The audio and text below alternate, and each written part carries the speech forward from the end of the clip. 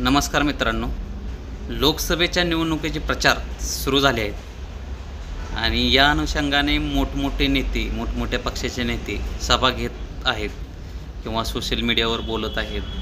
परवा अमित शहा बातमी आली होती पेपरला की अमित शहा बोलले होते की काँग्रेसच्या 10 वर्षाच्या काळात जेव्हा मनमोहन सिंग पंतप्रधान होते ना, त्या काळात 12 लाख कोटीचा घोटाळा झाला. बरं, झाला असेल किंवा केला असेल किंवा काही झाला असेल, पण त्याचं आणि आत्ता सध्याचं काय, त्याचा संबंध काय आहे? आत्ता सध्या तुमचं जर सरकार, आता मागचं 10 वर्षच सरकार चालू आहे, त्या 10 वर्षात तुम्ही काय केलं किंवा तुम्ही विकास कशाचा केला किंवा काय करणार आहेत, पुढच्या 5 वर्षात तुम्ही काय करणार आहेत याचं बोला ना तुम्ही. किंवा काय कामं झाले आहेत, काय कामं राहिली आहेत आणि नवीन काय तुम्ही करणार आहेत याच्याबद्दल बोला.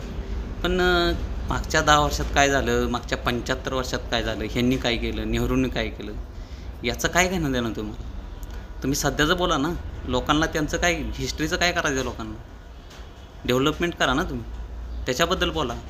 काय कामं राहिलीत त्याच्याबद्दल बोला किंवा काय कामं केलेत तुम्ही, मोठमोठी कामे केलीत त्याच्याबद्दल सांगा. एवढा पैसा खर्च झाला आहे, आम्ही घोटाळे केले नाहीत याच्याबद्दल सांगा ना तुम्ही. प्रचार करायचा म्हणून काहीही करायचं, लोकांना दिशाभूल करायची, कोणत्याही विषयात गुंतवून ठेवायचं आणि मेन मुद्दा बाजूलाच ठेवून वेगळाच प्रचार करायचा. हे बरोबर आहे का? हे चुकीचं आहे ना. त्यामुळे लोकं पण आता येडी नाही, शहाणी झालीत, सुशिक्षित आहेत. त्यामुळे काय प्रचार करावा, कसा करावा याचा पण जरा